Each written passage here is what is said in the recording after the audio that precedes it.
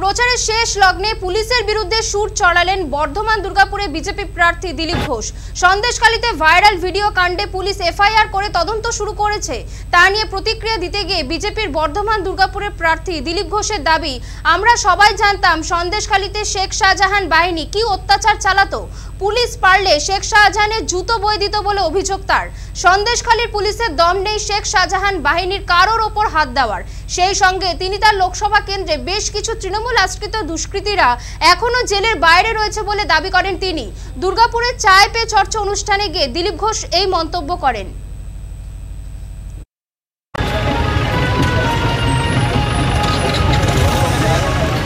Police আর কি করবে, ওই তামেদারি করবে পোষা কুকুরের মতো। এর বিরুদ্ধে এফআইআর, ওর বিরুদ্ধে কেস, এর বেশি কিছু করতে পারে না। আজকে পুলিশের নাকের ডগায় দিনের পর দিন মেয়েদেরকে রাত্রেবেলায় পার্টি অফিসে নিয়ে গিয়ে ফুর্তি করা হলো। পুলিশ কেন করেনি?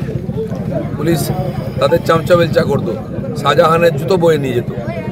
দিলীপ ঘোষকে শেখাতে হবে না। আমি গেছি ওখানে, তার বুকে দাঁড়িয়ে বলে এসেছি আয় কত মায়ের দুধ খেয়েছি, আর কেউ ঢুকতে পারেনি। কেন কী চলতো আমরা জানতাম, সেটা এক্সপোজ হয়েছে। এদের দম নেই শাহজাহানরা তার চামচাদের গায়ে হাত দেয়।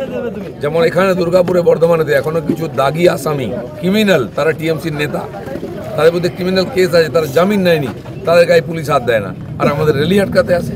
আর সাজানো সে তো সময় বলবে। দেখা যাচ্ছে না চুরি হয়নি, চাকরি চুরি হয়নি, মমতা ব্যানার্জিও বলছেন। আজ কোর্ট কী বলছে?